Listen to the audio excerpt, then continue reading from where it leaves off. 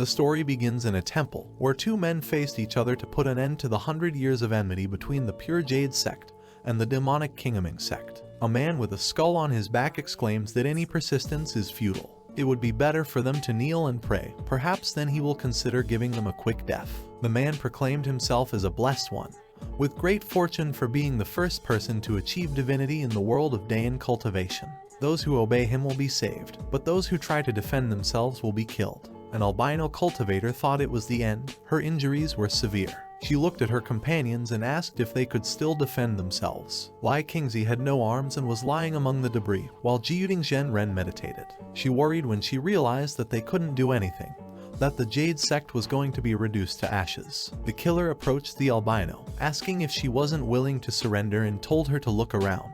She ignored him, thinking that as long as a disciple was still alive, the Jade sect wouldn't disappear. She stood up with an injured arm. She flew out, reminding all the disciples of their duty as cultivators. She was there to buy them time to escape.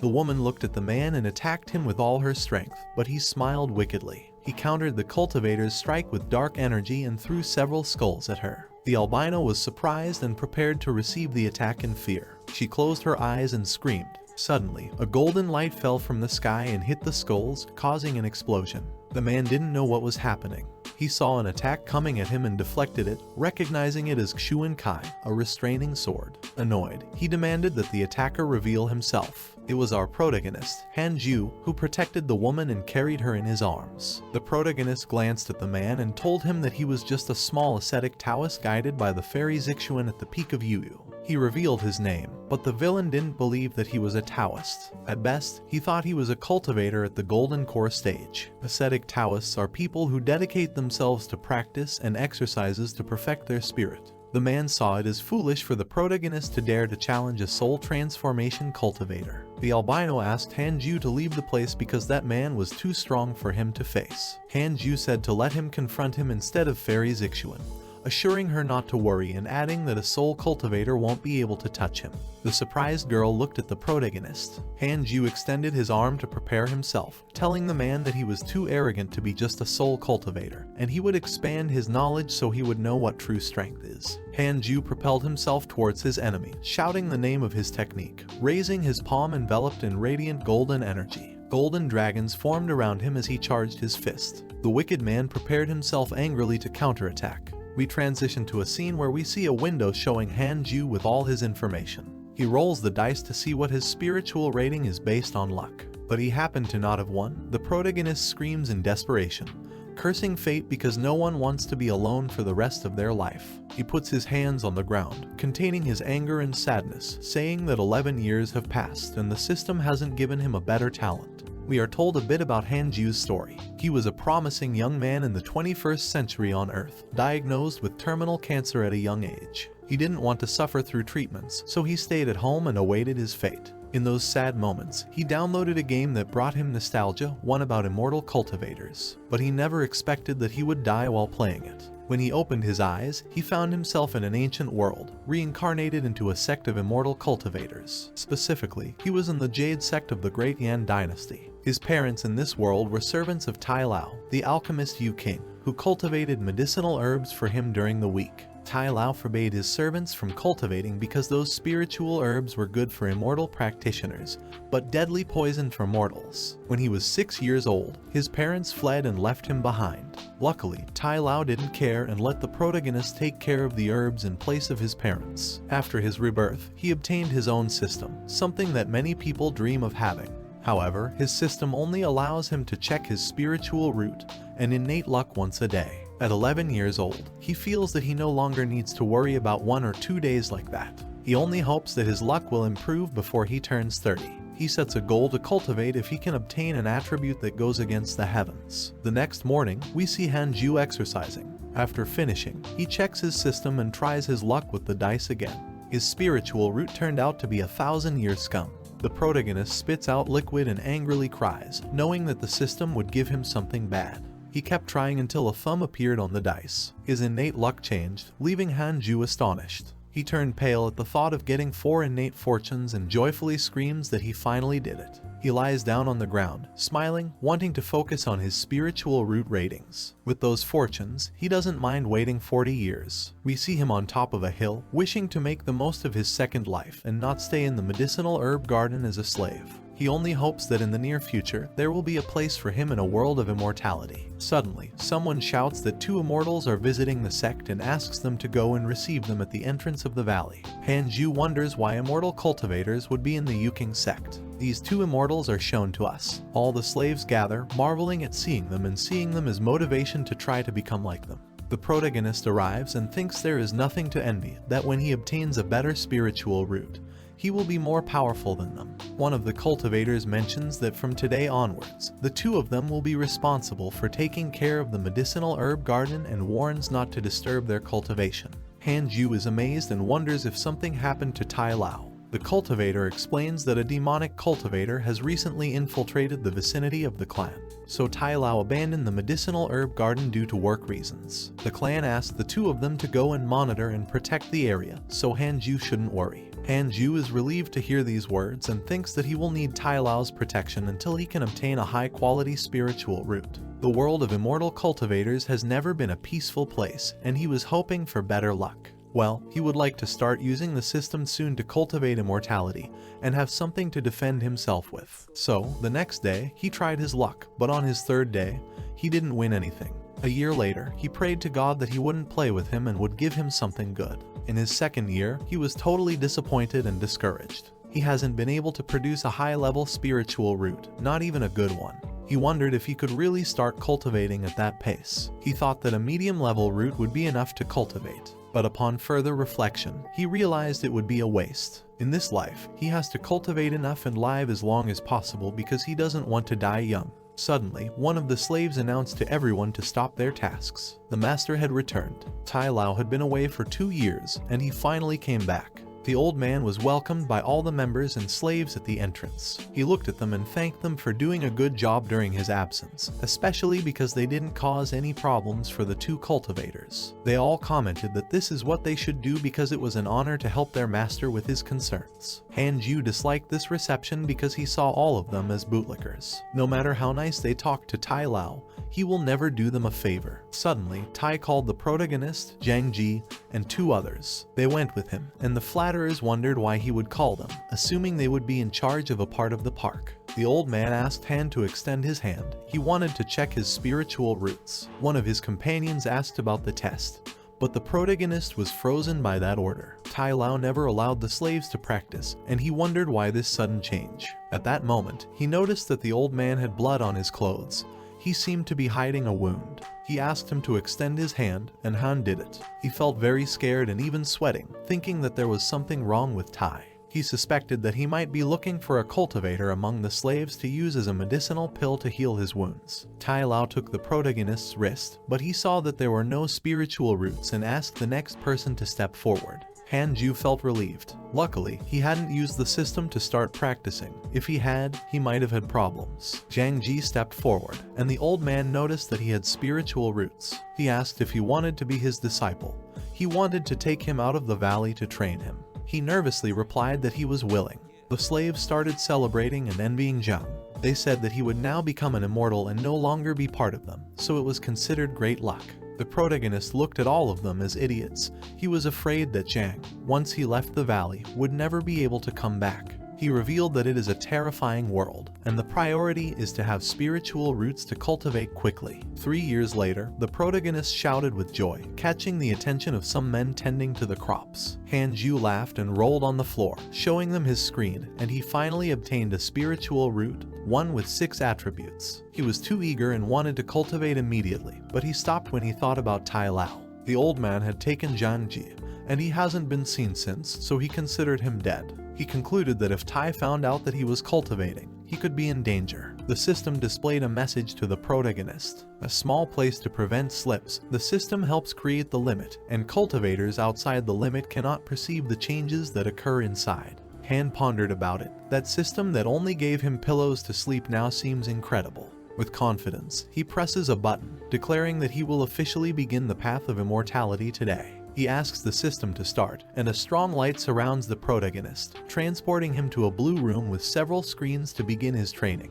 The system comments that Hanju was born into a cultivation sect in the mortal world, and from a young age, he was beautiful and loved by all. His parents abandoned him when he was young, as if he was destined for something. The system emphasizes that he has a talent that surpasses the rest of the world, specifically in the art of the sword, and he is able to perceive the 6 mysterious powers of heaven and earth. Until today, he was able to awaken, albeit accidentally, the inheritance of the immortal emperor and obtain the technique of the 6 paths of reincarnation. The system asks him to choose his main cultivation path. Hanju ponders. He has options to choose from: sword, thunder, earth, fire, water, wood, and wind. He thinks that the cultivation technique of the 6 paths of reincarnation should be cultivated with the 6 spiritual roots. Choosing only one is not good. He replies to the system that he wants to cultivate with the sword, seeing it as the most suitable for him. He falls silent for a moment and then presses a button on the screen, initiating cultivation. Light surrounds the protagonist's body, and he feels his body warm and full of strength. The system warns that once the cultivation path begins, there is no turning back. He must invest thousands of years in a dream, and it cannot be reversed, wishing him luck in improving his attributes. The protagonist checks his statistics and realizes that his screen has some extra options. Among those options is a section for relationships, and he decides to check it. The only registered person is Tai Lao, with a message that measures his level of hatred in the rank of the old man, who is at the 7th level of the Kai refinement realm. Hanju gets angry, as he dedicated part of his childhood to work cultivating medicinal herbs, and yet Tai Lao hates him. He calms down and sighs, thinking that the old man is narrow-minded and probably hates him because his father and mother fled. He wonders where Tai Lao has been visiting in recent years, but doesn't give much importance to those trips since they allow him to cultivate peacefully. He stops questioning that and starts cultivating. He clasps his hands together and begins to meditate. His goal is to reach the level of Kai refinement to leave that place, wondering what Tai Lao could do by then. Points of light appear around the protagonist. It is the Kai. He realizes that by cultivating in the garden area, he can only perceive the elements of wind, earth, wood, and water, but not fire or thunder. He doesn't pay much attention to it and cultivates these 4 types of spiritual Kai. At that moment, a warning message from his system appears, stating that as a first-time cultivator, he can choose several options to develop his cultivation. Firstly, he can become a high-profile prodigy and obtain a magical equipment from the DI refinement realm. Secondly, he can maintain a low profile and cultivate, activating the ability to hide his cultivation, potential, and spiritual roots. He is surprised that he actually has the option to hide his potential and chooses the second option. 2 years later, the slaves are still taking care of Tai Lao's garden, while the protagonist is in that area using a spoon to water the plants. He uses the Kai of earth, wood, wind, and water, trying to cultivate a spiritual herb, and beautiful flowers emerge from the ground, successfully achieving it. Hanju sighs tiredly. He has cultivated his 4 types of spiritual energy up to the 7th level of refinement, and for him, the results are remarkable. He looks around nervously. After all, nobody should find out. Seeing that no one saw him, he considers today's training finished. Later, the protagonist walks through the area, and one of the slaves greets him. They ask about the harvest, and Han replies that it was a good day. 3 infatuated girls look at him and scream that he is too handsome. They praise the well-cultivated herbs and express their desire to marry him. Since the protagonist started practicing, his charismatic attributes have been revealed, and he has a very high profile. He doesn't know if that's good or bad. He wonders why the system doesn't block him. It could be a problem for his plan. At that moment, a girl calls him.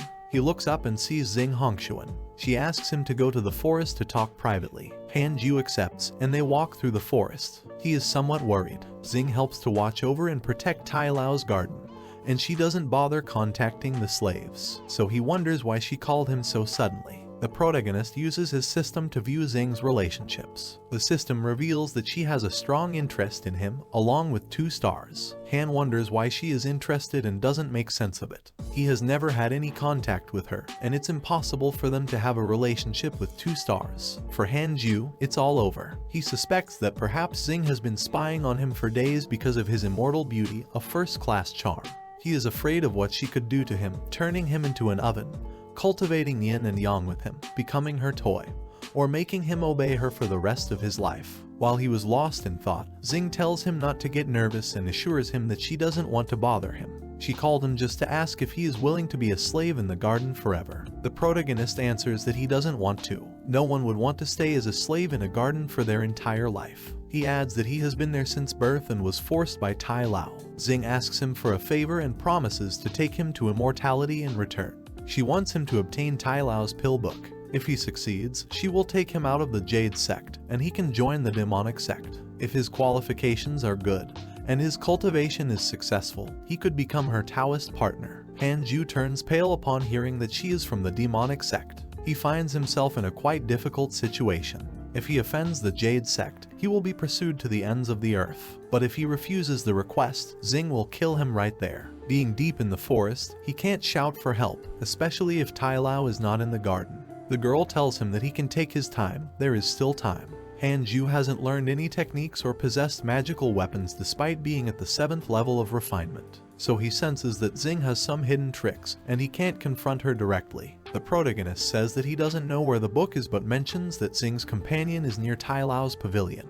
He doesn't have any potential for cultivation. He was going to continue talking, but she interrupts him by slamming her head against the ground. She replies that she already knows. Tai Lao is out searching for longevity herbs, and he probably won't return for a few years. He also shouldn't worry about the guards because she will keep them away, giving him a chance to search for the recipe.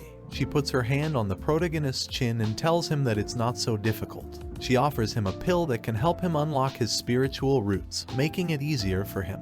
She clarifies that it will be her welcome gift. Hanju looks at her nervously. Xing has a poison in her hand, and she forces the protagonist to swallow it. She tells him that he's a good boy and that after he finishes the job, she will treat him as her husband. To maintain his profile, our protagonist thanks Xing, but deep inside, he curses the girl. Later, Hanju demands that the system remove the poison from his body. He falls to his knees and vomits the object. He doesn't plan to forgive her and promises to get revenge. However, he doesn't know if he should listen to her or not. After all, people who follow the demonic path have no scruples in their actions. The system informs him that he has 2 options to deal with Xing.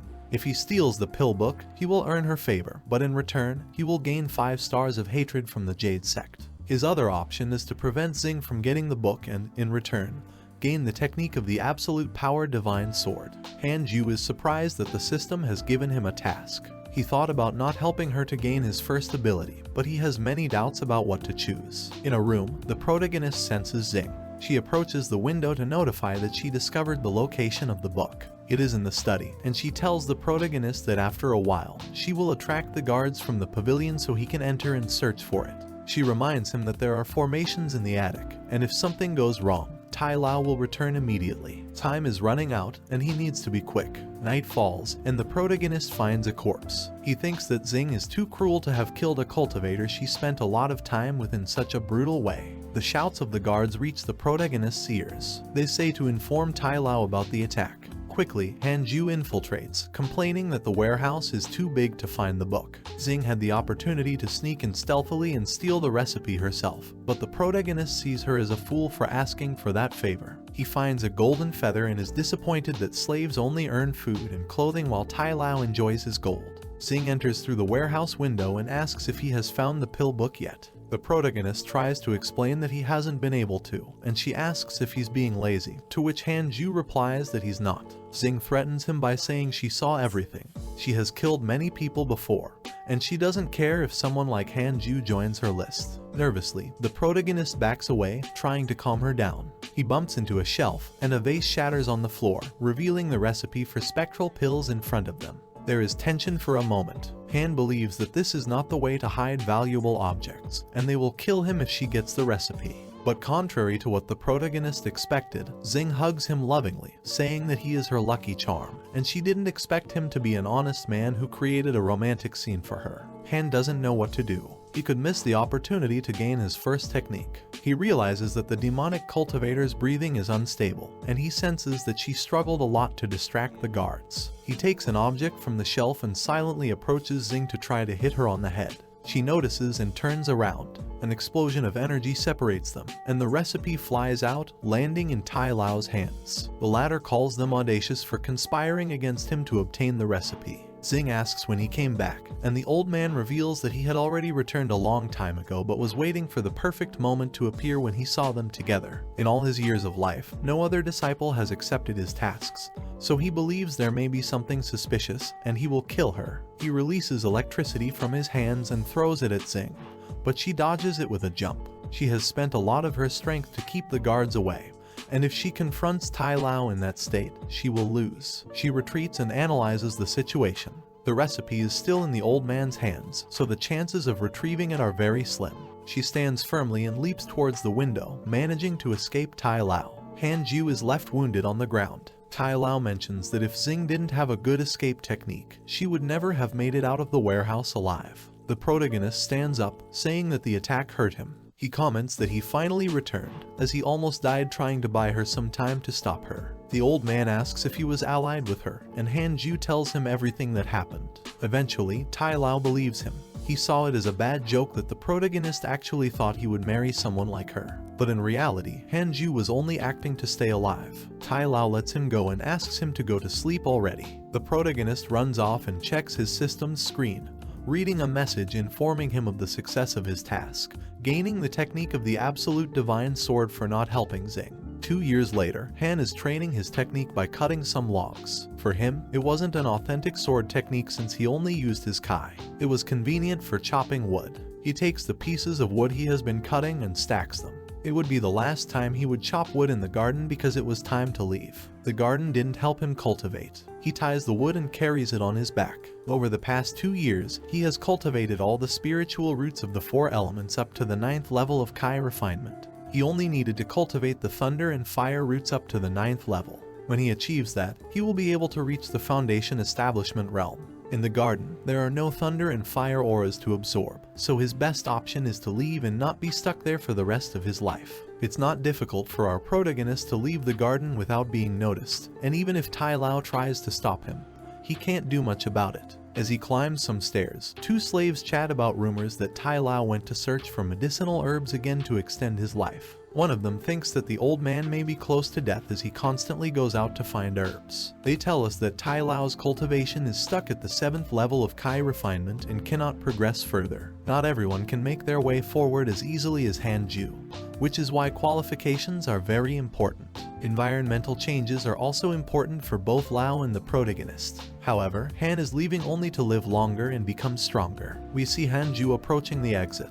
It has been 20 years since he started in the world of cultivation, and he can finally say goodbye to that place. A new chapter in his life is about to begin. The medicinal herb garden belongs to the Pure Jade sect, and if he leaves that place, he should be considered as part of them. After all, he is still the old man's servant. He only hopes not to encounter Tai Lao, otherwise his identity could be exposed. Han climbs the final stairs, and 2 guards stop him, asking for his sect pass. The protagonist introduces himself as an occasional cultivator at the 9th level, and asks them if there is any way to join the Pure Jade sect. The guards are surprised that he is at the 9th level of refinement. They ask the protagonist to wait while they inform someone, but a man intervenes, saying that there is no need for that. He planned to leave the sect. He asks if the protagonist wants to train in the sect as a 9th level cultivator. This man introduces himself as Yang Luo, an outer deacon of the Jade sect. He asks Han Ju for permission to inspect him, as there has been an increase in cases of demonic cultivators trying to infiltrate the sect. He asks if he can use his spiritual power, and the protagonist agrees, demonstrating his abilities by manipulating his spiritual energy with his fingers. He throws him to the side of the mountain, making a clean cut, leaving the guards and Yang dumbfounded, questioning whether he is truly at the 9th level.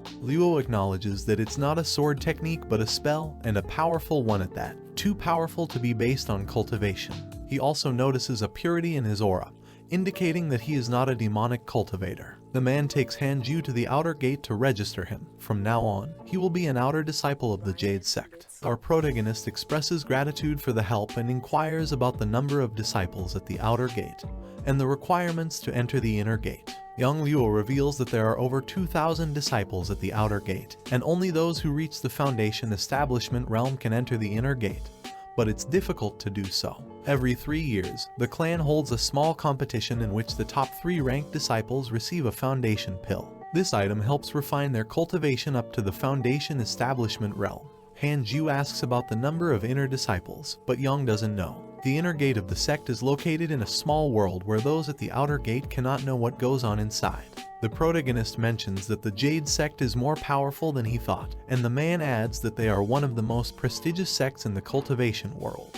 Han asks if there is a place to cultivate thunder and fire auras, and Young responds that there isn't one in the outer sect, but there might be in the inner sect. He wonders if the protagonist might have a thunder spiritual root. He explains to Han that if he has a thunder root, he can request it from the Elders' Hall. He might be able to be admitted to the inner sect as an exception since such rare roots usually receive special training. Our protagonist asks if he can introduce him, and he demonstrates his power by releasing electricity from his hands. He clarifies that if he manages to enter the inner sect, he will never forget his kindness. Young is amazed by the demonstration and assures him that there's no problem. He will make an exception for him and visit the Elders' Hall to inform them that he will go directly to the inner sect. Han thanks him for his help. In the Elders' Hall, Luo reports to one of them that Han-ju is a 9th level cultivator of the refinement realm and wishes to join Jade. He orders that the protagonist undergoes a spiritual detection evaluation. This confuses Young, and he asks if the Grand Elder has returned, but the Elder replies that he hasn't yet. Han-ju tries to access the old man's information and is surprised that he can't see it. He thinks that the old man might be a cultivator already in the Foundation establishment realm. While listening to the conversation, he becomes frightened at the thought of the detection test, as it would reveal his 6 spiritual roots, drawing too much attention. He asks the system to suppress the roots, showing only a bit. His priority was to keep a low profile while outside the garden. Young reveals to the Elder that the protagonist has a thunder root, which is why he can be enrolled in the inner sect. The old man comments that it's a rarity, and Luo asks Han to demonstrate it. The protagonist agrees and shows his thunder, fire, and wind roots, surprising both of them. They provide Han with all the necessary equipment, and they plan to inform the Grand Elder, so the protagonist must wait until they notify him that he can go to the inner sect. Han-ju worries that he has attracted too much attention and prays that it won't interfere too much with his cultivation. As he walks through the hallways, he senses spiritual fire kai in the surroundings. The location of his room is perfect. He sets a goal to cultivate his fire root to the 9th level before the Grand Elder returns. While Han-ju cultivates, it is explained that most cultivators only practice one type of technique, and the majority of them only have a single attribute. However, for a cultivator like Han-ju, who has to cultivate 6 attributes, he must exert much more effort than others to improve, all thanks to the supreme potential he possesses, preventing him from feeling fatigue while cultivating. The feeling of becoming stronger each time means more hope for him, as it prolongs his life. That was his sole purpose when he first saw the system and rolled the dice for years, only for that moment, for immortality. In his previous life, Han-ju never took care of his body, staying up all night and developing a terminal illness at a young age. Since then, he realized how precious life is. Perhaps there won't be a third chance in life. His life as a cultivator has nothing to do with fame, fortune, or beauty. It's solely about living long enough to enjoy what he couldn't before. Later, young Luo enters the protagonist's room, apologizing for making him wait for half a year, but the Grand Elder has returned. He realizes that Han-ju has been cultivating all that time and never left the room, noticing that his aura has become much stronger. Our protagonist opens his eyes, confused, having lost track of time and spent half a year cultivating. He managed to bring his fire root to the 9th level of refinement. Han-ju presents himself in the Elders' Hall and greets them respectfully. One of the Elders notices that the protagonist's fire cultivation potential has improved tremendously due to his half-year training. Young adds that the protagonist has been training for the last 6 months without leaving his room. With that talent and diligence, he could become one of the few elite disciples. The Grand Elder compares Han's temperament to that of an elite disciple and comments that he will need a master if he wants to enter the inner sect. They have a total of 18 training elders for the various students of the inner sect. If someone takes a liking to him, he can directly become an inner sect disciple. Otherwise, he can only become one if he participates in the outer sect competition and reaches the next rank as soon as possible. The Grand Elder takes Han-ju flying, reminding him that each elder has their own personality and temperament. Some want to stand out, while others prefer to cultivate in a low-profile manner. He asks what kind of training he prefers, and Hanju responds that he prefers to be a low-profile cultivator. He doesn't like crowds or being popular. The Grand Elder observes him with a smile and guides him to the serene Jade Peak. Several birds fly nearby as they approach the place, and Han is surprised by how huge it is. The Grand Elder tells him that ahead of them is the inner sect. The protagonist is greatly impressed by seeing cultivators flying on swords, but the old man comments that he doesn't need to admire them because he will soon be able to do the same. He shows him the city and mentions that in the sect, he can take missions and earn a salary. He can also trade. Hanju compares the size of the Jade sect to one he saw in his dramas. The elder doesn't understand what he means by those dramas but warns the protagonist to be careful or he will die from falling. They arrive at the entrance of the serene Jade Peak, and Han didn't imagine the place would be so short and desolate. The Grand Elder responds that the serene Jade Peak has the fewest number of disciples of all. He explains that there aren't many reasons for that. Master Xiaoxuan has a fairly high cultivation level but prefers to cultivate in seclusion with peace and silence. Furthermore, she doesn't allow her disciples to develop feelings for each other. The disciples who enter the serene Jade Peak are ascetics. If he wants to change his mind, now is the time. But Hanju sees it as something incredible. The serene Jade Peak suits him well for cultivating without anyone bothering him. He can focus on his cultivation and doesn't care about finding companions since he can find them when he reaches his highest level of cultivation. The Grand Elder looks at him confused, but he doesn't find anything wrong with his behavior and ambitions. He had a bright future ahead of him. Later, the Elder introduces Hanju to Master Xiaoxuan, mentioning that he is an occasional cultivator with 3 types of potential roots, including a lightning root. He mentions that Hanju prefers to go unnoticed and be at peace, asking for the Master's opinion. Xiaoxuan asks if the protagonist is willing to join the peak and focus solely on his cultivation. A girl who is in the temple is delighted that the peak finally has a handsome disciple. Hanju observes her and looks at her information. The girl's name is Changyu, and she has 2 stars of favorability accompanied by a message begging him to notice her and take her as his wife. The protagonist is surprised that she has 2 stars of favorability. He didn't think her top-level beauty would be so incredible, so he tells her that he will notice her as long as there are no instructions. He can train in seclusion for 100 years without leaving the house. He realizes that the favorability dropped to 1 star. Chang didn't want to stay single any longer. Xiaoxuan interrogates the protagonist to see if he has any techniques and asks him to attack her to see his abilities. Hanju decides to show her his best, displaying his kai in his fingers. He unleashes a crescent-shaped wave of energy, exclaiming for the aura to explode. But the master disperses the attack without needing to move. Chang is glad that the protagonist isn't a bad person. Hanju curiously looks at Xiaoxuan's information, and the system notifies him that his favorability with Changyu has risen again by 2 stars, and with Xiaoxuan, he has 1 star. Xiaoxuan admires his heart. The master asks if that was the only move he knows, and Han confirms it. She comments that his sword technique is not bad, so he can stay in the serene Jade Peak from now on. The Grand Elder bids farewell and acknowledges that he has high hopes for the protagonist. Xiaoxuan looks attentively at Han, and he wonders why she is looking at him like that.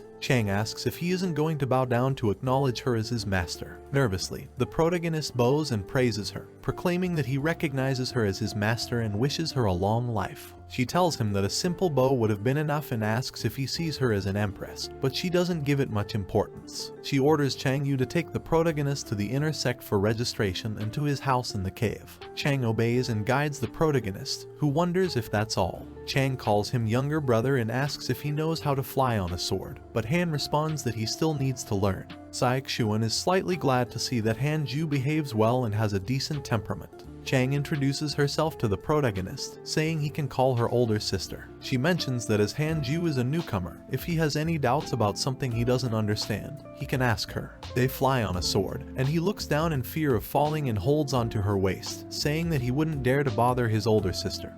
But if he needs help, he can tell her anytime. She thanks him for his kindness and vows not to let anyone intimidate him. She has her reasons for that. It took her 5 whole years to get where she is now, and Hanju is her only younger brother within the serene Jade Peak. Such a handsome man with that attitude and personality makes her feel comfortable interacting. These last training sessions finally paid off for her. Hanju looks at her blushing and drooling.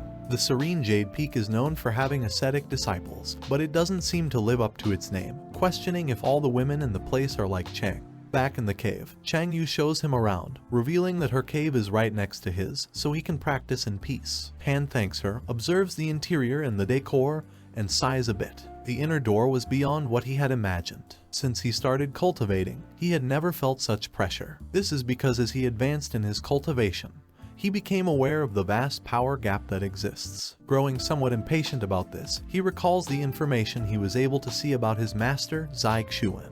She is a cultivator who has the rank of nascent soul realm, a level far beyond his current reach. He recounts that the Grand Elder taught him that the difference between the outer and inner sects is too great. Despite the Elder being on the verge of reaching the Golden Core realm, he could only control the outer sect. They explain a bit about how the refinement system works. By absorbing spiritual Kai from the heavens and the earth, one must attract Kai into the body and the Danshan, allowing the Kai to nourish the limbs and bones with spiritual Kai, effectively improving the body's quality of life. After the spiritual Kai is fully absorbed into the Danshan, it is compressed and transformed into liquid within the Danshan, converting it into spiritual energy before it can be used by the foundation building realm. As the Kai accumulates and forms a Danyuan, one uses oneself as a furnace to condense essence, Kai, and divine energy in order to form a nascent soul.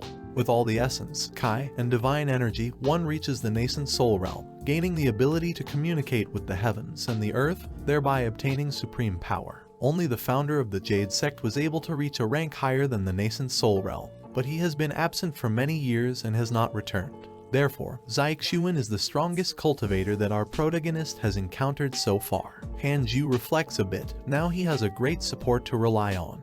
Before getting stronger, he will need to depend on his master, as he is completely unaware of the dangers of the outside world. He thanks God that he became part of the Jade sect instead of somewhere else. For now, it's not so bad to focus on staying alive. He tidies up the cave a bit. He still needs to continue cultivating his level 9 fire spiritual root to the maximum. Now that he has support, he is obligated to work harder and not disappoint. At that moment, a message appears in the system, stating that he has successfully become an inner disciple of the Jade sect and has started his first cultivation after entering. He has the opportunity to choose his next path of development, with two options appearing. The first option is to earn reputation points and lead the Serene Jade Peak to become the strongest, in exchange for a very powerful equipment piece, but it will offend Xuan. The second option is to maintain a low profile and cultivate, in exchange for recognition from his master and the chance to earn a manual of movement techniques. Han Ju looks at the first option confused. It seems that being competitive in the Serene Jade Peak is not good, and he sees his master as someone peculiar. 3 years later, we see Han reading a book about the flying sword technique. After cultivating for so long, it was time to learn that technique. If he didn't learn how to fly on a sword, it would be very difficult to move through the inner door. He also didn't want to rely on his older sister to descend the mountains. For the protagonist, learning the technique was a piece of cake. With his aptitude and mastery of the supreme sword technique, he can master the technique with just a glance. He gets on the sword and starts to fly. It benefits him greatly to have supreme talent, as he doesn't need safety equipment on the sword like a practitioner passing by. Someone calls out to the protagonist. He turns around and sees Xuan, who praises him for secluding himself for 3 years. Han descends towards her, greeting her and mentioning that he has something to discuss with her. He bows and tells her that he has cultivated the wind and fire roots to the 9th level of refinement. So he asks her for a place where he can cultivate his thunder spiritual root. She asks if he wants to cultivate all 3 roots to the foundation building realm.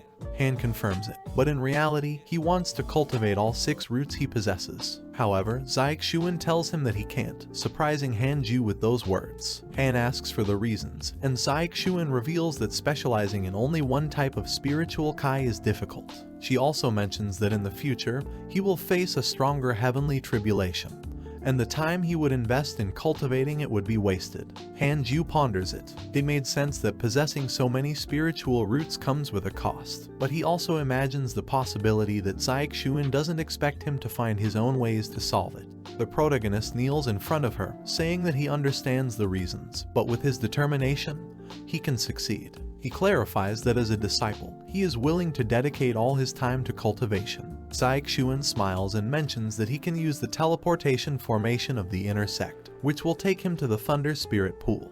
Han thanks her, and later, our protagonist arrives at the pool his master mentioned. The Jade sect was generous in its view because he never expected the cultivation place to look like that. He imagined it to be like a fish pond. Even though he was far from the teleportation formation, he could feel the intense thunder spiritual Kai coming from the other side. He went to take a look. The thunder pool had a relatively high purity, and if he cultivates near the center, his spiritual Kai will directly rise to the 9th level. His fire root could never match that speed. He noticed that despite its size, there was only one person cultivating in the place. The thunder spiritual root seemed truly rare. Han Ju's thoughts were interrupted by a tree spirit, who warned him not to walk on the pool. He can only cultivate by its side, otherwise, he will be struck by one of the lightning bolts. The sole cultivator in the place notices the commotion and looks down at the two of them. Han Ju screams in fear upon seeing him. The spirit asks why he's making so much noise. Doesn't he find him handsome? Han replies that he does, although he's nervous, and mentions that he is so handsome that he blocks the light of his life. The spirit mentions that at least the protagonist is a sweet talker and can feel free to choose any place to cultivate as long as he doesn't get too close to the center. Han didn't expect to encounter a tree spirit. These spirits can also be called cultivation catalyst treasures. The tree may appear demonic, but cultivating near it doubles the efficiency. It was an extraordinary treasure. If he could find a way to cultivate with such a spirit, it would be of great help. His Thunder Kai could reach the 9th level in just 1 year. He had arrived at the right place in time. The other cultivator doesn't believe that Han Ju can truly reach 9 levels in a year. It's impossible for him since he notices that the purity is very low. Even if he's arrogant, there's a limit to cultivation. Nobody can reach the maximum level in a year with that character. He doesn't see the protagonist capable of going far. A year later, the same cultivator retracts everything he thought about Han Ju. He sees him as someone crazy. The protagonist finally completes the 6 cultivation paths and can now rank up. Han Ju thinks about his teacher's concern. She feared that the heavenly tribulation would be too strong if he cultivated too many roots, but she didn't know that his cultivation methods had already been recorded. He knew a way to divide the tribulation. At that moment, the sky begins to move in circles, and lightning bolts start falling closer than usual. The boy realizes it, and the tree spirit is impressed that Han Ju is using the thunder tribulation to break through to the next rank. He senses that the protagonist knows how to choose the right places. The boy asks what he means, and the spirit replies that he shouldn't descend in the pool as it will trigger the thunder tribulation and double its power. He warns Han Ju to quickly move away or suffer without reason. Both of them worry because the protagonist can't be saved even if they try. The tribulation cloud has already been activated. A lightning bolt strikes the protagonist, but he manages to block it by creating a field with his Kai, surprising the two present. For Han Ju, it was just another thunder, and he will turn it into his energy to establish his rank. They explain that there is a way to divide the tribulation. The correct method is to absorb the thunder from the heavenly tribulation and convert it into pure spiritual Kai, creating a barrier to defend against the impact. Han Ju is surrounded by the electricity of the lightning, and the intensity of power expands in the area. The boy wonders what kind of cultivation method this is, and the spirit replies that he's not sure. But in any case, he succeeded in advancing his rank, although it was too fast. 2 years later, in the Serene Peak village, a vendor explains to a villager that he must pay 100 reserves of high-grade spirit for 3 years. Han Ju is shown walking through the village. At first, he wanted to strengthen his cultivation after the breakthrough, but he was surprised to find himself at the 3rd level of foundation establishment. Due to this, his lifespan is now almost 200 years, and he feels good to still be alive. He checks his information in the system and sees the message for his second mission, questioning how much Xuan enjoys cultivating in silence. A boy interrupts him. It's the same one from the Thunder Pool. He mentions that in just 2 years, he has reached the 3rd level of foundation establishment in the inner sect and can be considered one of the best. He introduces himself as Mo Fuchu from the Celestial Thunder Peak and asks for the protagonist's name.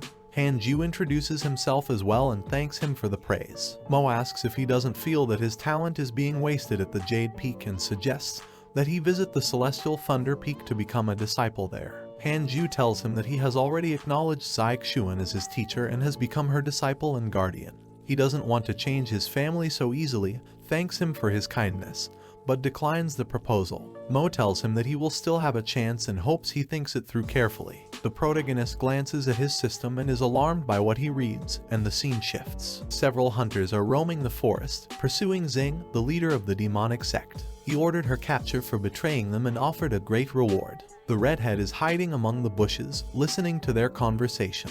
She tells us that she escaped from the viridescent low cult, but she has nowhere to go. She has a major problem with her identity because wherever she goes, people will hunt her down to kill her. She wants to change her life, leave her malice behind, and become a better person. She believes that Hanju can help her and at the same time believe in her. When Tai Lao attacked them, it was the first time someone stood up for her, and she has loved him ever since. Suddenly, a raven alerts the hunters that Xing is in a bush. She hears it and quickly escapes. The message that appeared in the protagonist's system is a warning.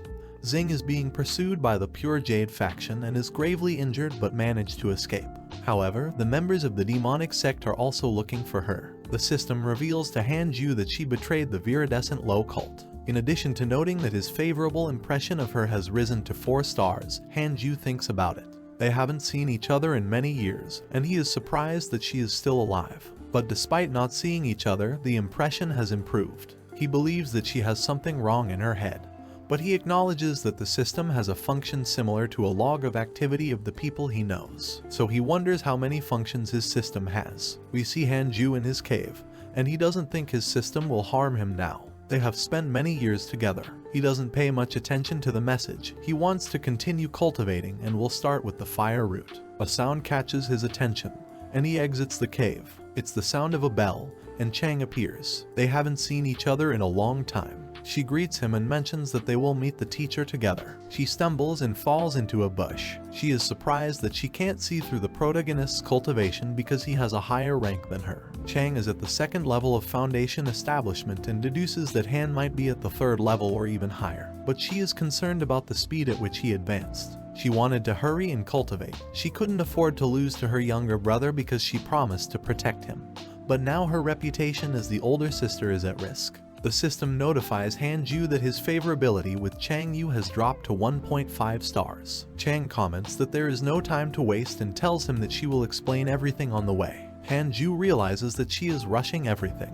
It is explained that the Serene Peak rarely rings the bell, but when it does, it means that Master Xuan wants to gather all the disciples. In all these years, it is the first time the bell has rung, which is why Hanju was never mentioned it before. The protagonist thanks her, and they fly on a flying sword. He hoped that the situation wouldn't become problematic. In Xuan's temple, all the disciples of the peak gather. The master mentions that apparently, there are spies from the viridescent cult within the sect. She requests that everyone be cautious when recruiting new disciples because the spies from the viridescent cult don't even cultivate the demonic technique.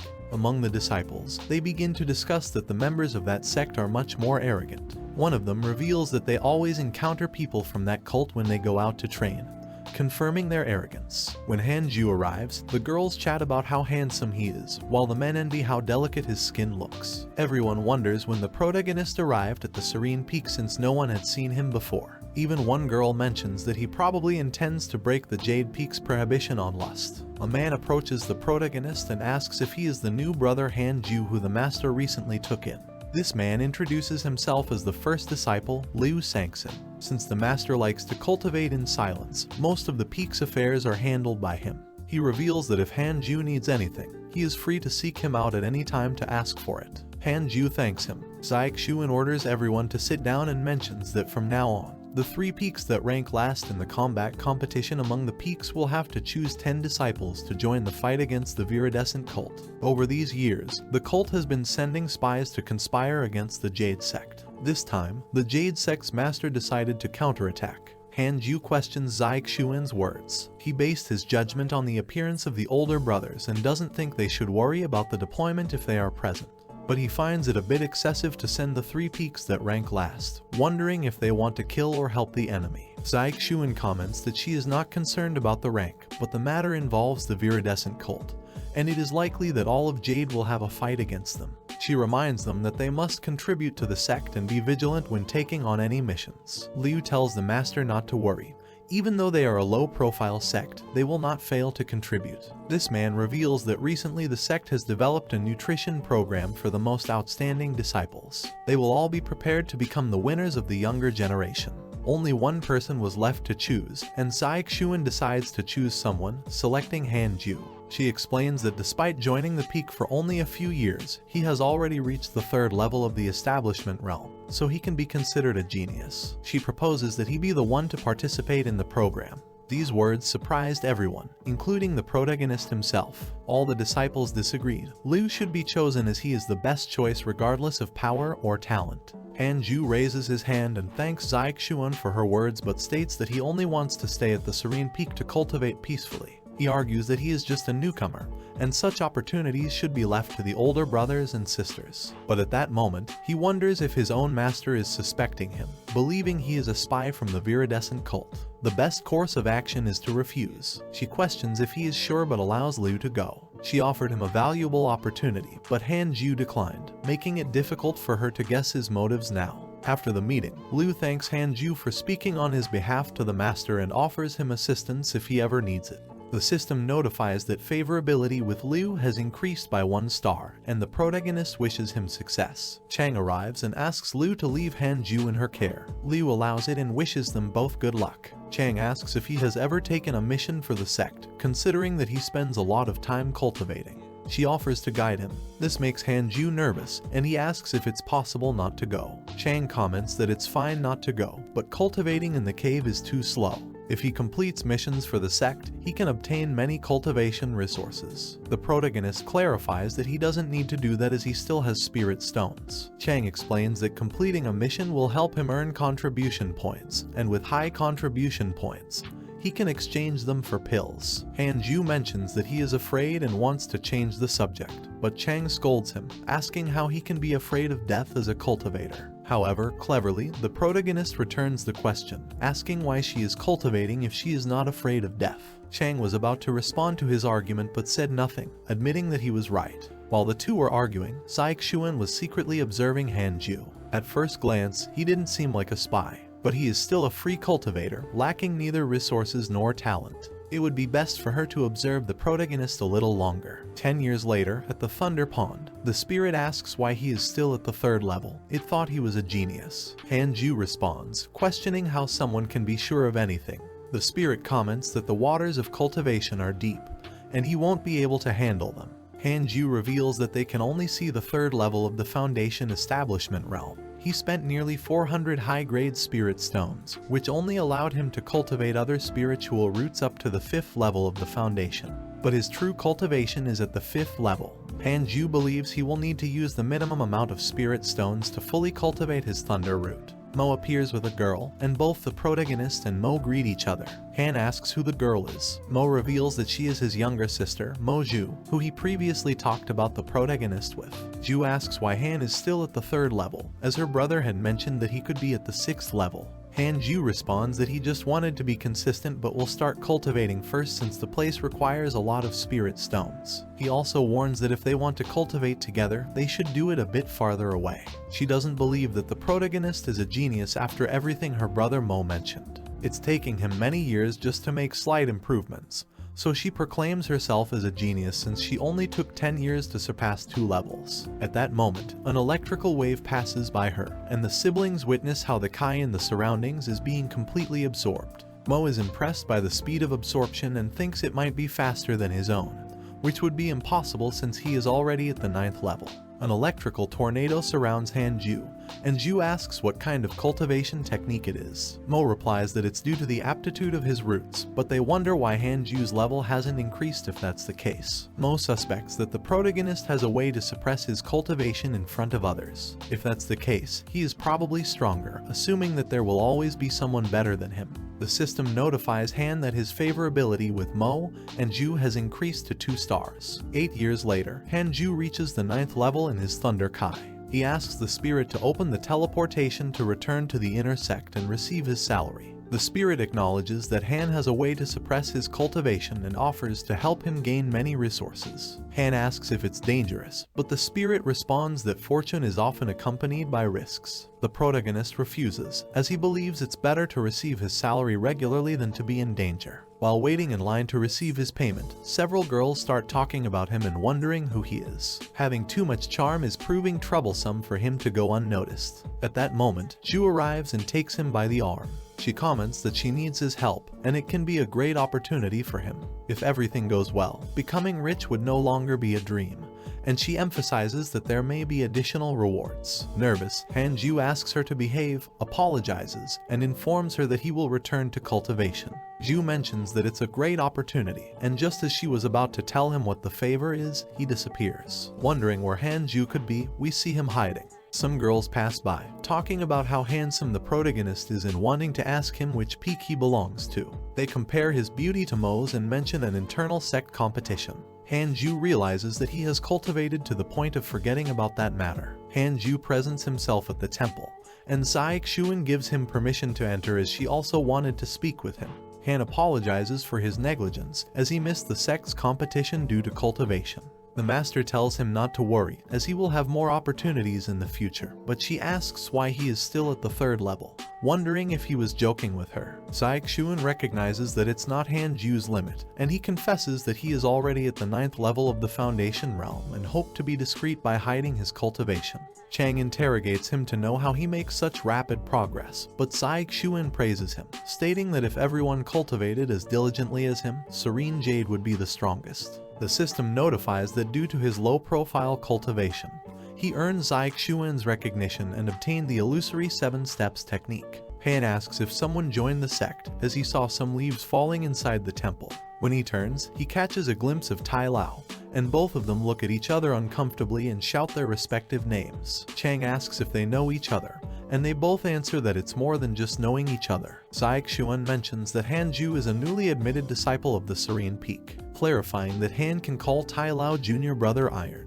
The protagonist mutters that he wouldn't even dare to call him that, while Tai Lao can't believe that he actually became an inner sect disciple. Tai wonders how it's possible for the protagonist to have spiritual roots when his testing method couldn't be wrong. In the last 20 years, he did everything possible to reach the Foundation establishment realm, but Han was already at the 9th level. Regretting not having found that talent earlier, Chang asks Tai about his expression. Threatening that Han is the peak's genius and won't allow any strange thoughts, Tai appreciates the reminder and mentions that he's just lamenting, as the world is too magical. Saik-Shuan announces that she will assign Han a mission to monitor the 10,000 demons realm of the Pure Jade sect. It sounds impressive and dangerous to him. Chang explains that it's where the sect's beasts are raised, and he asks to accompany Han. The master denies his request, stating that it's a dangerous place where beasts go mad and disciples are killed. Saik-Shuan mentions that he shouldn't worry since each peak will send a disciple to monitor the realm.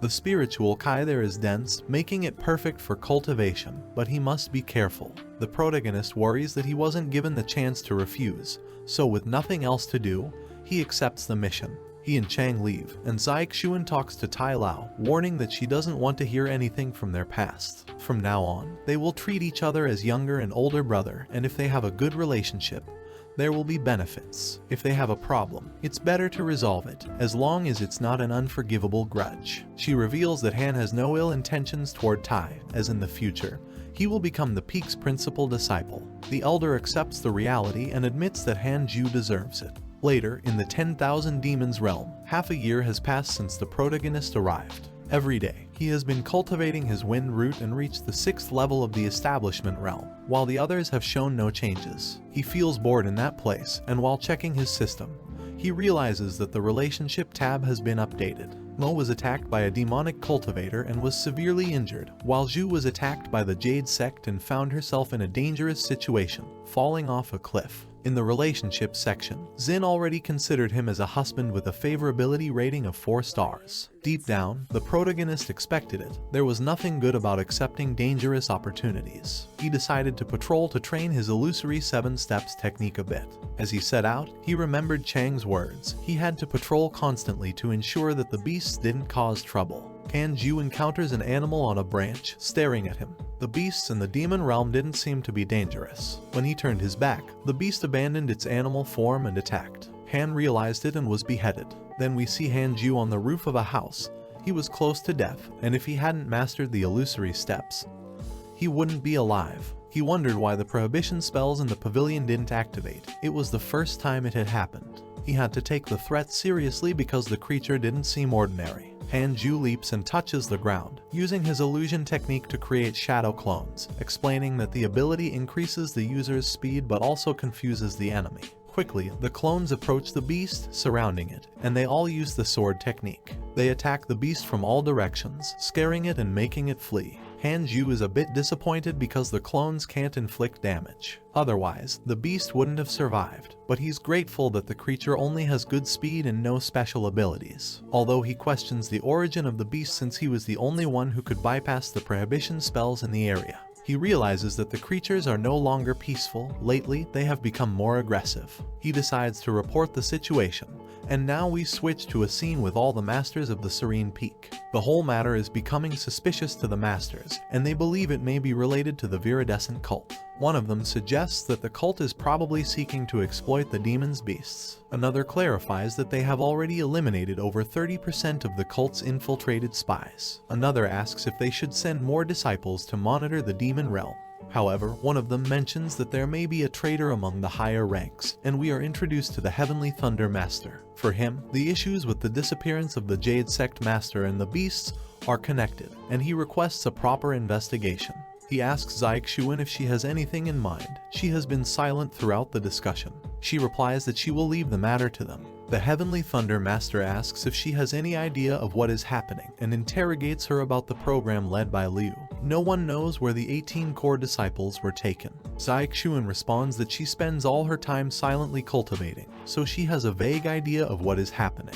The Heavenly Thunder Master comments that he can only trust her and asks her to work together, as he now distrusts the other masters due to the likely presence of a traitor. Xiaoxuan accepts, and the Heavenly Thunder Master smiles. The meeting ends, and they send more disciples to monitor the demon realm.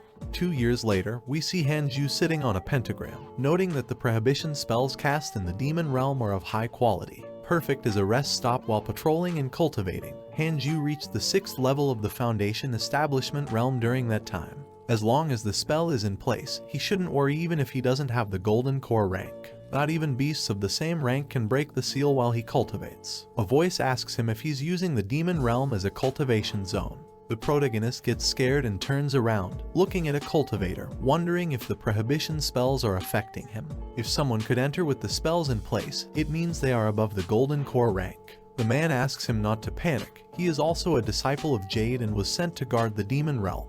This person mentions that even though Han appears to be at the 3rd level of the Foundation establishment realm, he can sense from his breathing rhythm that he is at the 9th level. Han-ju is frightened, wondering what kind of person he is, as no one has seen through his cultivation. The man explains again that he shouldn't be nervous and asks if he is in the realm by his own will or if his master sent him. Han replies that Xiaoxuan sent him, and the man approaches and asks if he has a mission. They stare at each other face to face. The protagonist doesn't want to tell him anything about his mission, and the man seems annoyed. He asks if Han knows what kind of trouble he got himself into and orders him to follow for the sake of his master. The man leaves, and Han quickly checks his system to see who he was. It turns out to be Lai Kingzi, the master of the Jade Sect. Han starts sweating as he realizes that everything is a lie, and he is actually the leader of the entire sect. Han follows Lai, and the latter explains that the beasts are prone to going mad. But they are all subordinates of the White Tiger Heart Dragon, a beast that is naturally vengeful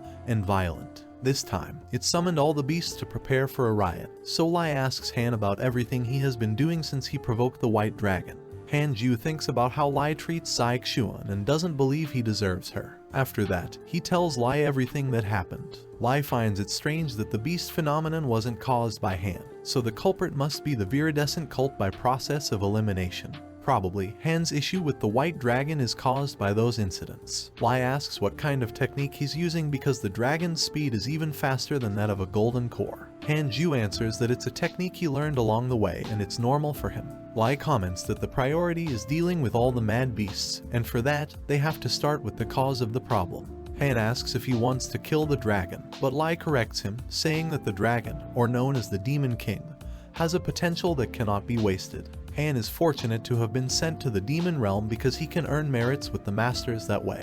Lai knows that if he could avoid an attack from the dragon, he must have some tricks up his sleeve and proposes that he tries to tame the beast. Han-ju refuses. He just wants to cultivate peacefully, and he also mentions that there are many beasts, and he can't tame them with so many nearby. Lai mentions that he can set up a formation to trap all the beasts, and help him withstand the pressure of the moment. If he manages to tame the white dragon, he will reward him with the Jade Sect's ultimate technique. The system alerts Han of a new mission, and he had two options as always. If he accepts the mission and does his best to tame the dragon, he will be rewarded with Lai King's ultimate technique, but he will earn the hatred of the Demon King and the attention of the viridescent cult. If he rejects the mission, he can continue cultivating and gain a sword technique manual, but he will lose favorability with Lai. Hanju apologizes and quickly leaves, while Lai, annoyed, stomps his feet. He couldn't believe that Xiaoxuan would accept a disciple like him. He couldn't understand the protagonist even after offering him a chance to stand out. He sighs and relaxes, as he is the leader and has to bear all the burdens. Asking the Demon King if he agrees, he could sense the creature that had been watching them for a while. The dragon and the master stare at each other, and after a few seconds, they face off. We switch to a scene with Chang, who is accompanied by another cultivator. She needs to meet Hanju quickly before the beasts go mad again. The companion stops Chang, and they both see several perfectly cut trees in front of them, wondering if it was caused by the beasts. The cultivator mentions that it doesn't seem so. It appears to be an unprecedented sword technique. At the surveillance post, Chang greets Hanju, and he asks why she is there, but she ignores him. She wants to know if he missed her and asks for a welcome. Chang lunges to hug the protagonist, but he ignores her and lets her crash onto the ground. Han introduces himself to Chang's companion, whose name is Meng. Meng informs the protagonist about everything. Xiaoxuan recently learned that the realm's beasts have been going mad lately, so she sent him and Chang to help. Meng is the 7th disciple of the Serene Peak, and he was at the 9th level of the Foundation Establishment realm. He asks about the situation, mentioning the cut trees on the hill. Han explains that many beasts surrounded him, but an elder appeared to help him. Meng is a bit worried. The situation is quite serious, so he's going to take a look. He asks Chang to rest for a while and leaves for the forest. We see our protagonist having tea with his sister, who reveals to Han that Xiaoxuan is worried about his safety because the viridescent cult infiltrated the demon realm. Han is not surprised. He suspected it when the system alerted him that he could attract the cult's attention if he accepted Lai's mission. Besides, he suspects that might be the reason the leader of the Jade Sect came to the realm. Hanju asks his sister to leave the demon realm if the situation remains dangerous. Suddenly, they are interrupted by Meng, who enters injured and asks if the prohibition spells have been activated. Han answers that they have been active for a while. Meng encountered a beast and nearly died. He coughs up blood and takes a seat. Han asks how he managed to provoke the beast. Meng says he saw a group of beasts trapped by someone several kilometers away. When he wanted to retreat, he encountered a golden core realm beast. Chang sees that the place is too dangerous, and she doesn't find it strange that Han wants to leave, but she wonders why he is unharmed after being there for a long time. Meng tells them that he senses the presence of several beasts in the vicinity, and it's getting stronger. They are running towards the control post. Meng gets scared by the situation. The number of beasts is too great for the prohibition seal. Han suggests they escape, but Chang scolds him. The place is under their protection, and if they leave, they will have abandoned the post without permission. Han mentions that if Meng wants to stay and wait for death, he can do so. Meng adds that Han is right. There are 18 peaks and therefore 18 control posts. Serene Peak won't be the only one attacked by the beast wave. All the beasts knock down the pavilion in fury. We see Han, Chang, and Meng floating on their swords. The control post has been destroyed, but the wave didn't stop. It seemed like they weren't the targets. Meng deduces that maybe they were passing through the area, but wonders what the viridescent cult is plotting. Han senses a presence behind them, manages to dodge the attack in time, and carries Chang in his arms. It was a golden core ranked bird. After that attack, Meng flees, leaving them to their fate. Han looks up at the sky. There were 7 beasts descending to attack them. Chang screams that they're finished until Hanju uses the Pure 3 Shadows sword technique. It's a technique that utilizes 3 different types of Kai and can be used continuously until the spiritual energy is depleted. Han and Chang are surrounded by 3 swords: thunder, wind, and fire. He orders them to cut down the beasts. Chang is already on the ground, clutching her legs in fear, wondering how Hanju could defeat a Golden Core ranked beast and 6 Foundation Establishment realm beasts. Hanju is crazy. All the birds are annihilated with a single strike, questioning whether she truly knows Hanju after seeing his cold expression.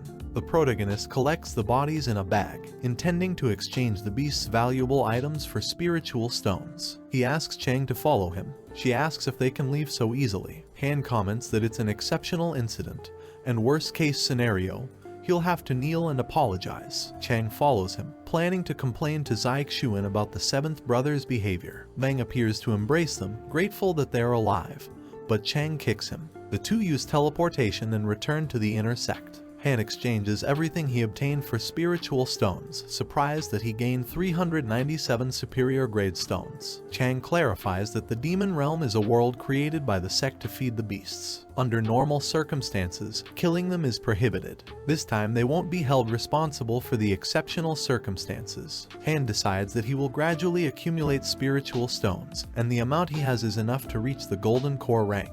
Han presents himself at Xuan's temple, and she asks why they returned. Han Ju explains everything that happened and the reasons for abandoning the mission. He is ready to receive punishment, even if it's 100 years. Xuan asks what he will do if he is not allowed to cultivate for 100 years. Chang tries to defend him, but the master orders them to leave the temple since they have fulfilled their duty except for Han.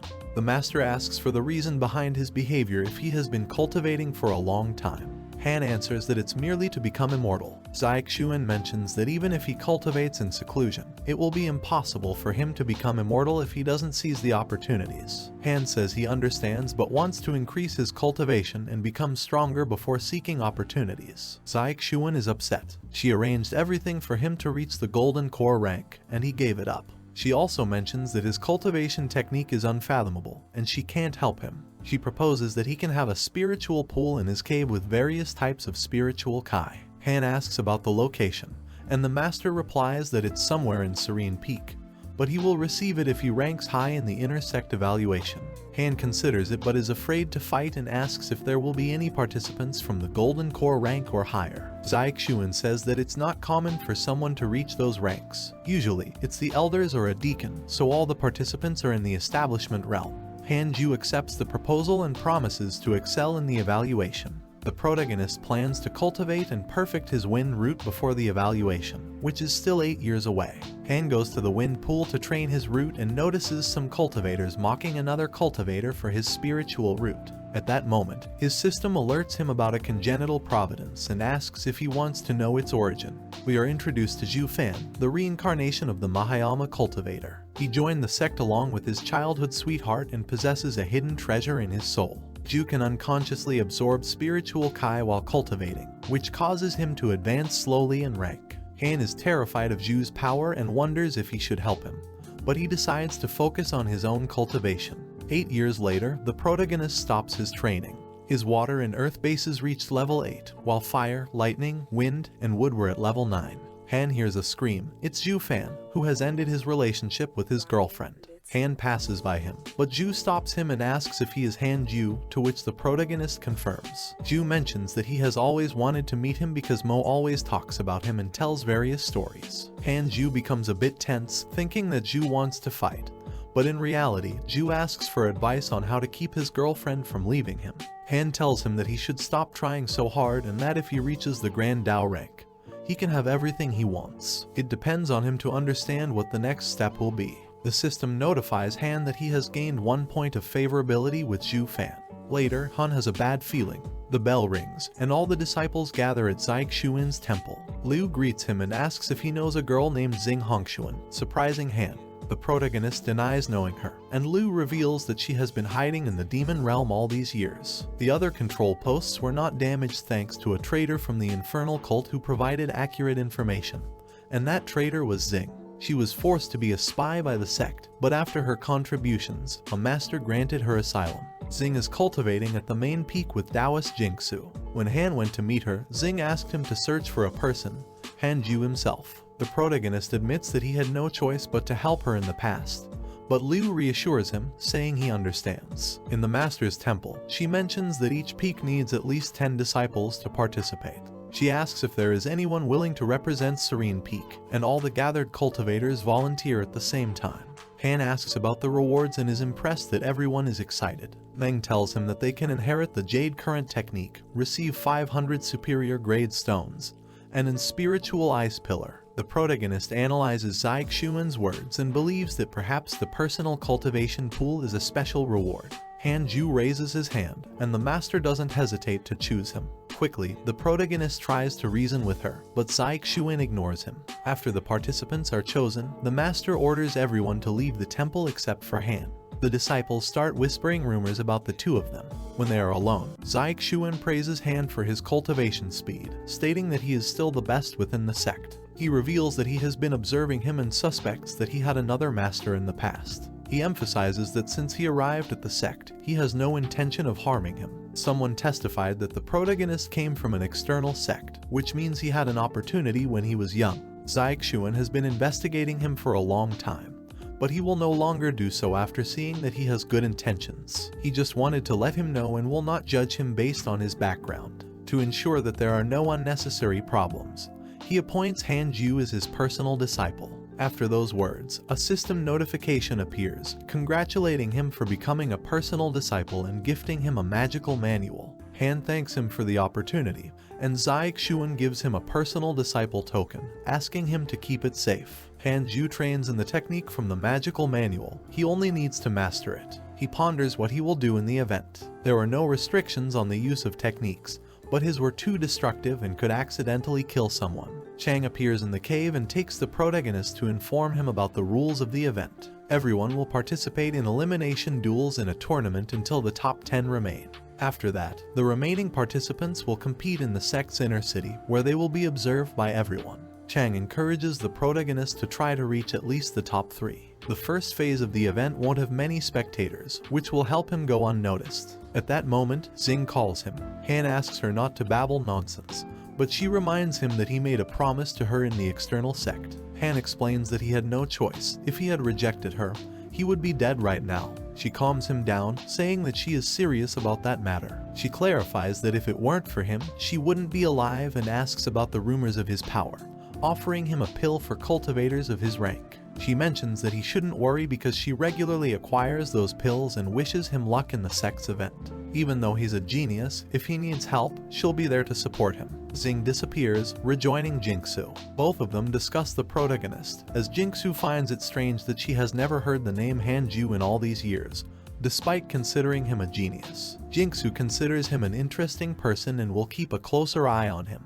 At the event, the system notifies him that he now has a mission and gives him 2 options. Among the rewards was a numinous treasure, an artifact superior to an unusual treasure. He selects the second option and realizes that all his missions so far have been about maintaining a low profile. He believes it may be because of his choices at the beginning. The first round begins, Hanju against Lu Renjia. Mo and Ju are excited to see the protagonist's power. In the fight, Han avoids each attack out of fear, and the spectators start leaving as they find the fight uninteresting. Ju becomes disillusioned, but Mo tells him that Han is doing it on purpose and he will understand soon enough. Han has been avoiding direct confrontation until he ensured that there were not many spectators left. Even the judges fell asleep.